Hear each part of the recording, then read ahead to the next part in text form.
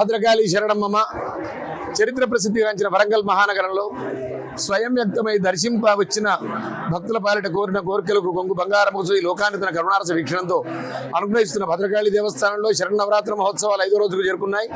ఈ రోజు అమ్మవారిని లలితా మహాత్రిపుర సుందరిగా అలంకరించడం జరిగింది 5వ రోజు. అట్లాగే స్కందమాతా దుర్గా క్రమంలోను మళ్ళీ ధూమ్రహా దుర్గా క్రమంలోనూ అమ్మవారికి పూజారాధనలు జరపడం జరుగుతుంది. ముందేమిటి అని అంటే అమ్మవారిని బాలగా అలంకరించాం. సాధకుడికి చిన్నపిల్లలా కనబడుతుంది. బాల రూపంలో దర్శించిన వారికి తిష్ట కుదురుతుంది. తిష్ట కుదిరితే నిష్ట కుదురుతుంది. తపస్సుకు సాధనకు ఉపక్రమిస్తాడు. ఆ అసురి శక్తులు దూరం అయిపోతాయి. మనల్ని సాధన చేయకుండా ఉండే వాళ్లకు రెండోరు ఏదో ఒక విద్యతోటి మన పైకి రావాలి కాబట్టి ఏదో ఒక విద్య కావాలి.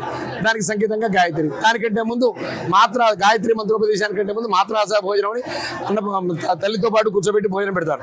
కాబట్టి ఆ అన్నపూర్ణేశ్వరి మాతగా 2వ రోజు ఆ జగజ్జననే కదా, అందుకోసం 2వ రోజు అన్నపూర్ణగా, 3వ రోజు మంత్రదీక్షగా గాయత్రి, మంత్రదీక్షకు సంకేతంగా గాయత్రిగా అలంకరించారు. సమస్త మంత్రాలకు అదే అవుతాం. 4వ రోజు ప్రతివాడు అర్థాత్ ధర్మచ్చ కామచ్చ స్వర్గచ్చేవ నరాధిపాజ్యమయాత్ర లోకస్య వినాకీర్తం సిద్ధిది అని ఉన్నది. ఇది శాంతి పర్వంలో అర్జునుడే ధర్మరాజు చెప్పాడు. అర్థసిద్ధి ఉంటే సుఖస్య మూలం ధర్మ, ధర్మస్య మూలం అర్థ, సుఖానికి మూలం ధర్మం. ధర్మబద్ధమైన జీవనం వాళ్ళు ఉండాలి అంటే ఫైనాన్షియల్ ట్రబుల్ ఉండకూడదు. కాబట్టి ముందు అమ్మవారు ఏం చేస్తుంటే జపం చేయంగానే ఒక విద్య కాగానే బాగా డబ్బిచ్చేస్తుంది. అందుకోసం దానికి సంకేతంగా లక్ష్మీ రూపంలో అమ్మ ధనమాదేవ, ధనమే అనుకుంటే అక్కడికే అయిపోతుంది సాధన.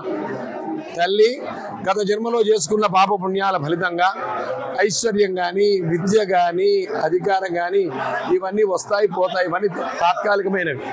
కానీ శాశ్వతమైనది ముక్తి. ఆ ముక్తికి హేతువు ఆ లలితా మహాత్రిపుర సుందరి. కాబట్టి ఈరోజు అమ్మవారిని లలితా మహాత్రిపుర సుందరిగా అలంకరించడం జరిగింది.